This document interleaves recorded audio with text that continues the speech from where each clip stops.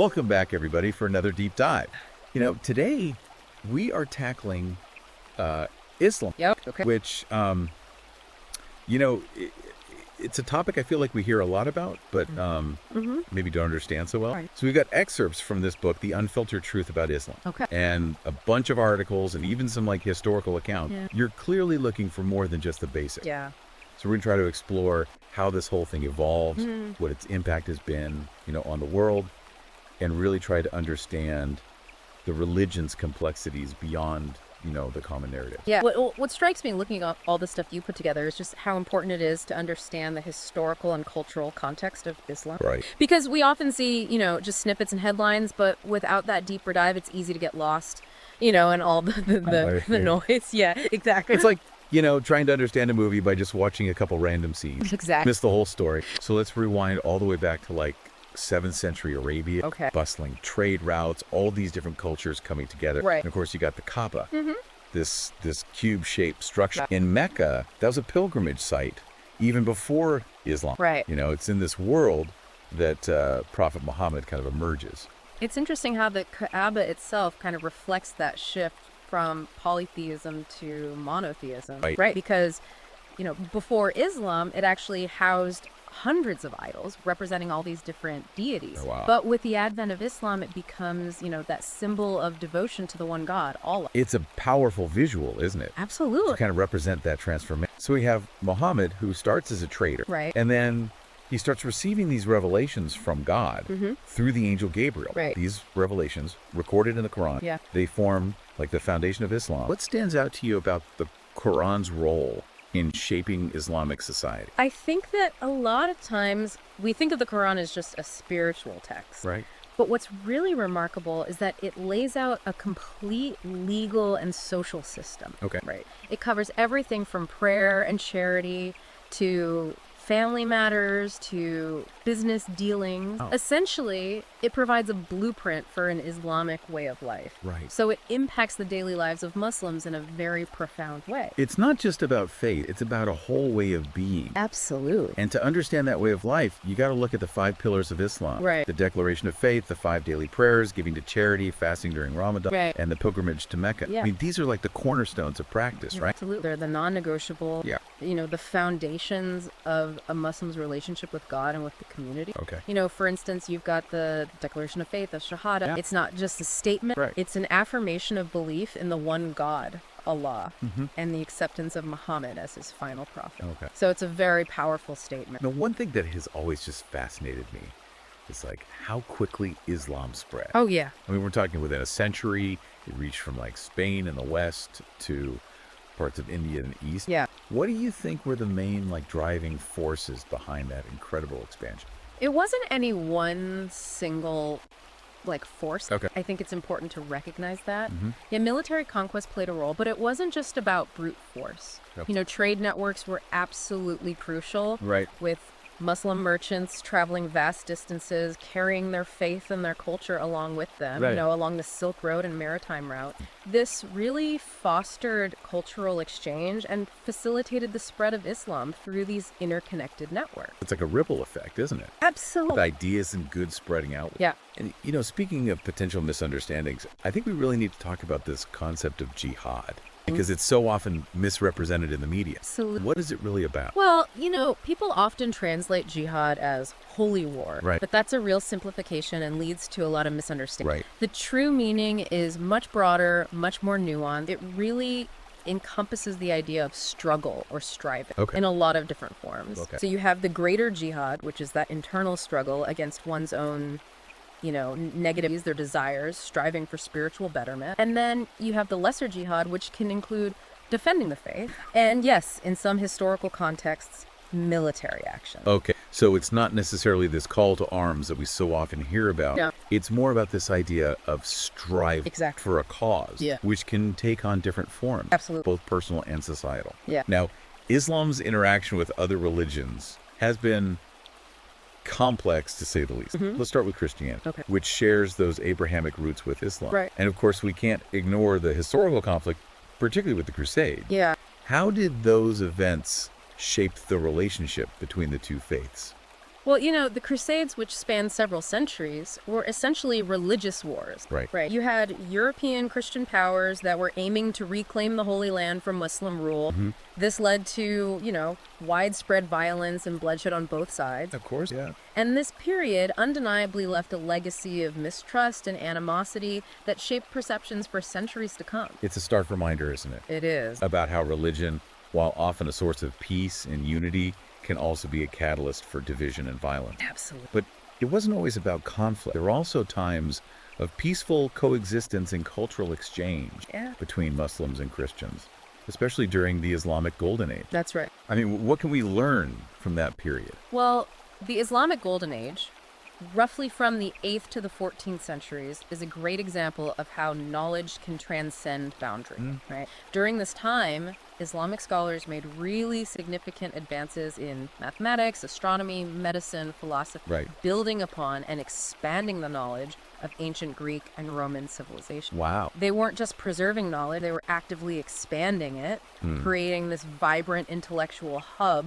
It's amazing to see how scholarship and innovation flourished in the Islamic world during a time when Europe was in so-called dark ages. Right. It really challenges how we think about history sometimes. Absolutely. Now, turning to the relationship between Islam and Judaism. Okay. They share a common ancestor in Abraham and a belief in one God. Yeah. Did this shared heritage lead to a more harmonious interaction? Well, the historical relationship between Islam and Judaism is complex. Early Islamic rulers, they often granted Jews protection, allowed them to practice their religion freely. Right. However, this tolerance wasn't always consistent. Okay. There were periods of persecution and discrimination as well. It seems like power dynamics and political circumstances often influenced how religious minorities were treated. Absolutely. Yeah. That seems to be a recurring theme throughout history. Unfortunately. Now, before we move on to Islam in the modern world, let's briefly touch on its interactions with other religions, like Buddhism, for example. Okay. What can you tell us about that? So, Islam's encounter with Buddhism was really marked by this clash of culture, Right. ultimately leading to the decline of Buddhism in regions like Central Asia. A prime example is the fall of the Buddhist kingdom of Khotan in the 11th century. Okay. The Islamic conquest led to the destruction of Buddhist monasteries and the gradual disappearance of Buddhism from that region. It's a complex and often difficult part of history that highlights, the impact of these cultural and religious. Yeah. It is a reminder that the spread of religion wasn't always peaceful. No. Sometimes it involves suppressing existing beliefs and practices. Absolutely. And acknowledging this complex history is essential for a balanced understanding. It is. Now, are we ready to tackle the kind of thorny issues surrounding Islam in the modern world? Absolutely. There's a lot to unpack. Right. Starting with, the rise of Islamic extremism, which has undeniably had a global impact, impacting global politics and security. I think it's really crucial to understand its roots and the challenges it poses. And I think this is one of those topics that is so often sensationalized and oversimplified in the media. Absolutely. We need to really go beyond those headlines and delve into those complex factors that contribute to extremism. What are some of those factors we should be thinking about? I think it's important to recognize that there's no single easy answer to that question. Of course. Right. But political grievances, social alienation, economic disparities, and distorted interpretations of religious texts all play a role. Right. It's a complex interplay of factors that can create a breeding ground for extremism. It's a reminder that we can't just focus on the symptom. We have to understand the underlying cause. Absolutely. And I think one of the biggest challenges is that Islamic extremism has become so inextricably linked with terrorism in the minds of many. It's understandable, I think, given the horrific acts that have been committed by some extremist groups. Yeah, of course. However, it's important to recognize that this association really unfairly tarnishes the image of the vast majority of Muslims who are peaceful and law-abiding. Of course, yeah. It's crucial to avoid painting an entire faith with the same brush. It's like that classic case of judging an entire group based on the actions of a few. We need to remember that extremism exists in all religions and ideologies. It does. Not just Islam. Right. So another big development is the impact of globalization on Islam. How has this interconnectedness of the modern world affected the faith? Well, globalization has led to increased migration, cultural exchange, the rapid spread of ideas. Right. And this has had a profound effect on how Islam is practiced and perceived globally. It's both a unifying and a divisive force. Okay. It creates new connections, but also kind of highlights cultural differences. And this interconnectedness has also led to some cultural clashes, right? Absolutely. Take the debates surrounding the niqab, for instance. Right. The full face veil worn by some Muslim women. Yeah. In some Western countries, there have been attempts to, ban the niqab in public spaces. Right. What are the core issues at play in these debates? Oh, I think these debates highlight the tension between religious freedom and secular values. They raise really important questions about integration, assimilation, and, the limits of tolerance in diverse society. It's a tough one, isn't it? It is a complex issue with no easy answer. Yeah.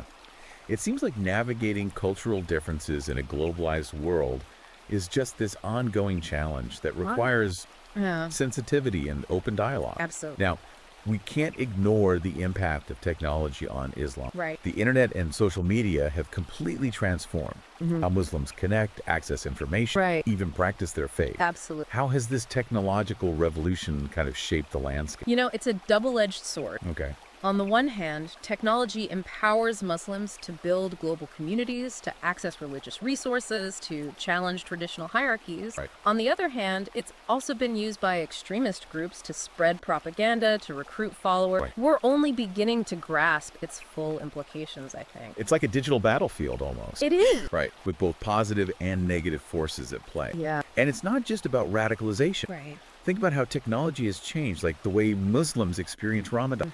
People can now connect with family and friends around the world during iftar, Yeah. the breaking of the fast. Yeah. It's fascinating how those ancient traditions are adapting to this digital age. Yeah. Technology has also made Islamic knowledge more accessible than ever before. Right. You can find lectures, sermons, entire courses on Islamic theology and law online. Wow. This has created new avenues for learning and debate, challenging those traditional gatekeepers of religious knowledge. Also, a democratization of knowledge, isn't it? It is. People can access information, form their own opinion, Right. without relying solely on those religious authorities. Exactly. But as with any revolution, there's going to be some pushback, right? There is. How have the more conservative elements within Islam kind of reacted to these technological changes? Well, there's definitely resistance. Okay. Some conservative scholars view the internet and social media as a corrupting influence. Okay.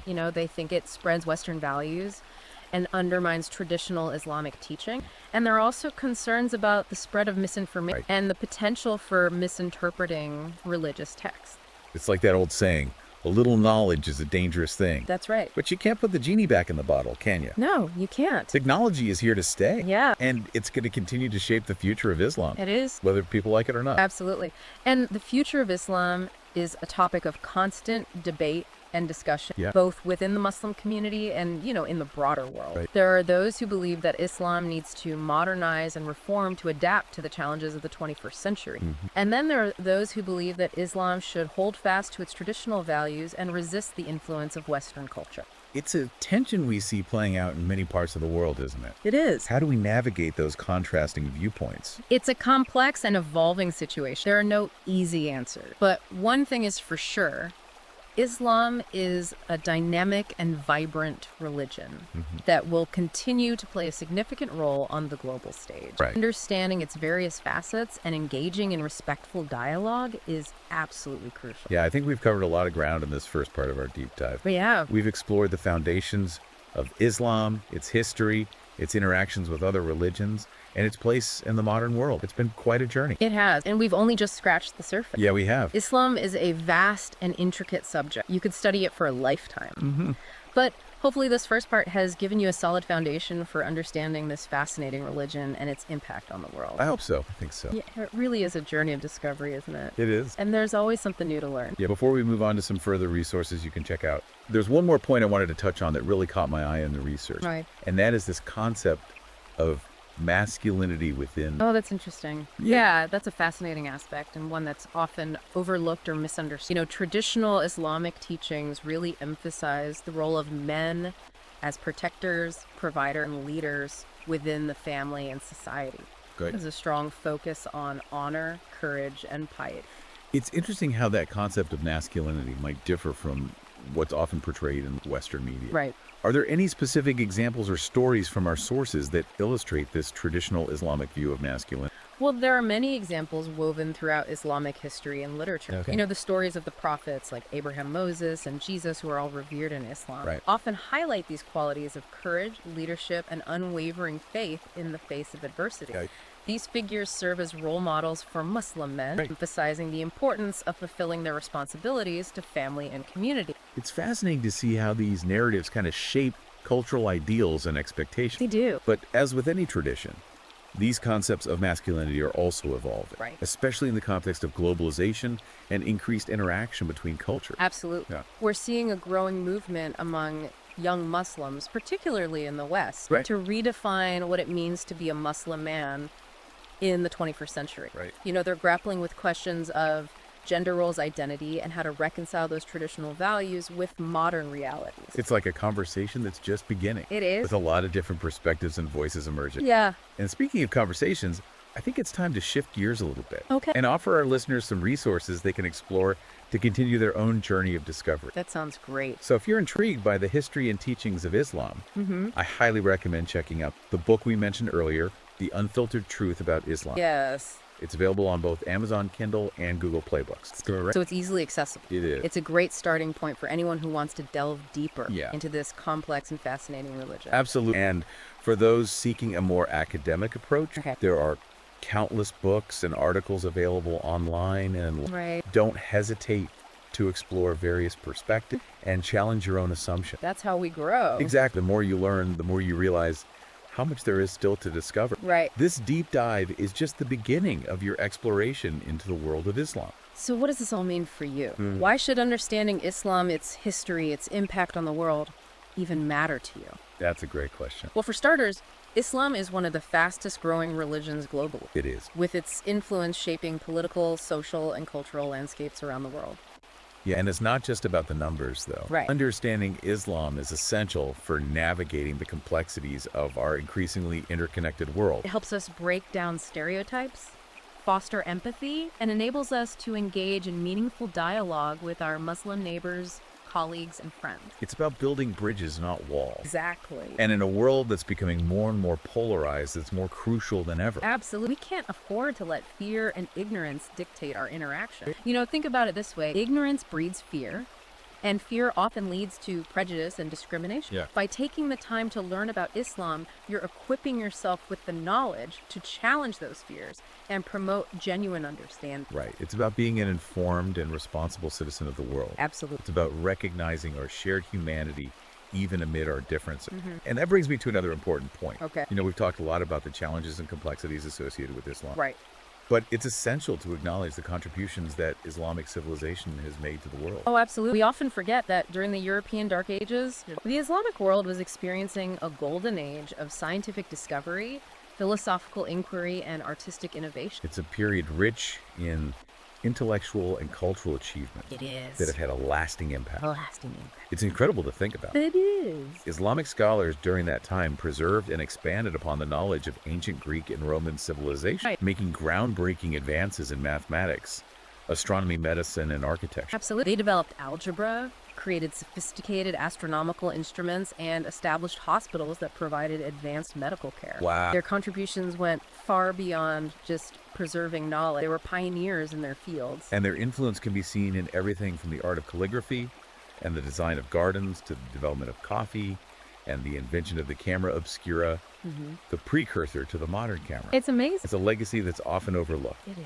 but one that has profoundly shaped the world we live in today. Absolutely. Their achievements deserve recognition and appreciation. They do. Yeah, it's amazing, isn't it? And, you know, as we've been discussing Islam and its complexities, it really strikes me that one of the most important takeaways is this need for nuance and critical thinking. Yeah. We can't just rely on sound bites or generalization. No, absolutely. It's easy to fall into that trap of oversimplification. Right. Especially with a topic as multifaceted as religion. Right. You know, we need to be willing to delve deeper, examine different perspectives, and challenge our own preconceived notion. That's where true understanding begins. And that's where resources like the book we've been referencing, The Unfiltered Truth About Islam, can be so valuable. Absolutely. You know, it provides that deeper dive into the history, teachings, and complexities of Islam, Right. encouraging readers to go beyond that surface level. It's a great reminder that knowledge is power. It is. You know, the more we understand about different cultures, beliefs, and perspectives, the better equipped we are to navigate our increasingly diverse and interconnected world. Well said. And for those who want to continue their exploration beyond this deep dive, Yeah. remember that The Unfiltered Truth About Islam is available on both Amazon Kindle and Google Play Books. It is a fantastic resource for anyone Yeah. seeking a deeper understanding of this influential and often misunderstood faith. So as we wrap up our exploration of Islam, Yeah. I want to leave our listeners with this thought. Okay. The world is a tapestry of cultures, beliefs, and experiences. It is. Approaching that tapestry with curiosity, empathy, and a willingness to learn is essential. I agree with that. We've only scratched the surface today, but hopefully this deep dive has sparked the desire to continue exploring, questioning, and expanding your understanding of the world around you. Absolutely. Remember, knowledge is a journey, not a destination. It is. Keep seeking, keep learning, and keep the conversation going. Couldn't have said it better myself.